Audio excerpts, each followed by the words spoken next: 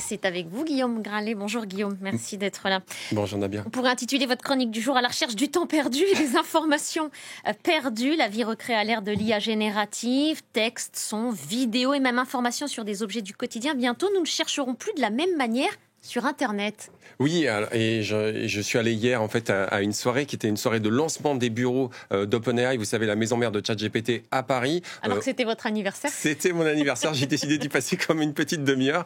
Et en fait, j'ai pas été déçu parce qu'on a vu qu'OpenAI ne veut pas rester les bras croisés par rapport au projet des concurrents, notamment le projet Astra, vous savez, qui a été lancé par Google DeepMind, qui est le poisson pilote de Google en matière de recherche. Et lorsque vous pointez un téléphone mobile, comme on le voit à l'écran, vous avez énormément d'informations sur les objets du quotidien. On va vous renseigner sur toutes les informations dont vous avez besoin. Ça peut fonctionner également sur des dessins, sur du code informatique. Et on a vu effectivement hier certaines démonstrations d'OpenAI assez intéressantes, multimodales, c'est-à-dire qu'on va aller effectivement vers des photos, vers des vidéos. Mais celle qui m'a le plus bluffé, on la doit à Romain Huet. C'est un des responsables français des développeurs chez OpenAI qui a fait la démonstration. Il disait, j'ai un drone, je ne sais pas du tout comment le programmer. Il a vu la machine lui présenter une première version de ce code informatique et ce drone a pu voler et prendre des images en temps réel. Tout ça, ça s'est passé en quelques secondes. Bref, on voit que la recherche de demain n'aura plus rien à voir avec celle d'aujourd'hui. Il y a du nouveau autour de l'application Perplexity qui veut nous faire mieux comprendre l'univers dans lequel nous vivons.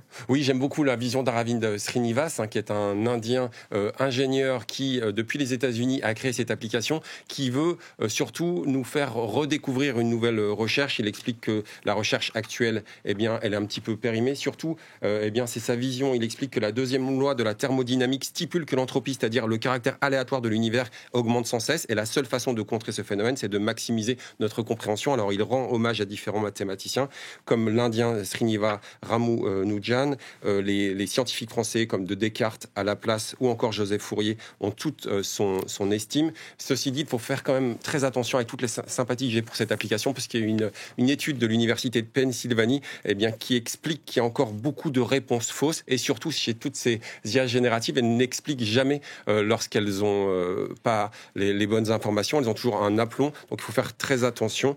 Il y a encore trop peu de sources, 3,4 en moyenne pour des questions scientifiques, explique cette étude, et il y a encore beaucoup d'erreurs, jusqu'à 20% d'erreurs. Alors justement, vous appelez à la prudence, Guillaume, mais pourtant on vit et on va même se diriger vers un monde où les vidéos générées par l'IA seront toujours de plus en plus nombreuses. Oui, c'est ça, c'est-à-dire qu'on voit une véritable course pour cette recherche qu'on va, ou avoir des réponses que l'on va créer soi-même grâce à des outils de création de vidéos. On voit les outils, par exemple, de MovieGen qui ont été lancés par Meta. Il y en a d'autres qui sont Sora, par exemple, d'OpenAI. Il y a des outils où voilà, on va littéralement poser des questions, on voit les vidéos qui sont générées en temps réel. C'est assez bluffant. Google Brain, par exemple, a ouvert Fenaki, c'est un modèle de diffusion vidéo qui veut, lui, nous permettre de créer des vidéos qu'on peut diffuser en direct sur YouTube de manière open source. Et on précise que tout cela a une empreinte écologique assez importante. Oui, il faut savoir qu'une requête sur ChatGPT, ça peut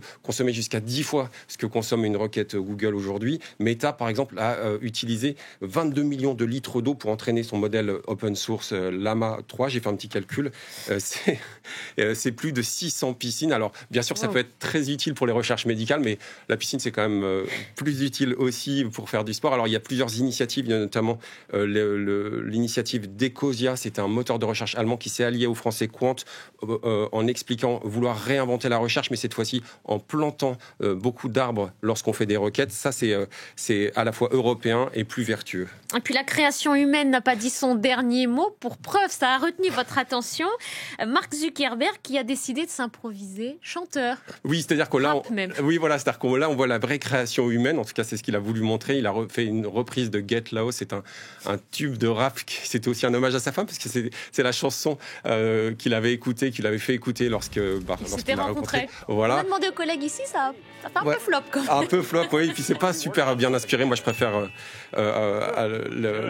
d'autres chansons, un peu plus près des étoiles, par exemple. Et on voit surtout qu'il veut se donner un nouveau style. Alors, est-ce que c'est qu'en dehors des métaglaces qu'on voit à l'écran, il a peut-être beaucoup de mal, notamment avec son métavers, mais on voit bien qu'il veut changer de style en ce moment, peut-être pour se frotter avec Elon Musk, son meilleur ennemi en réalité.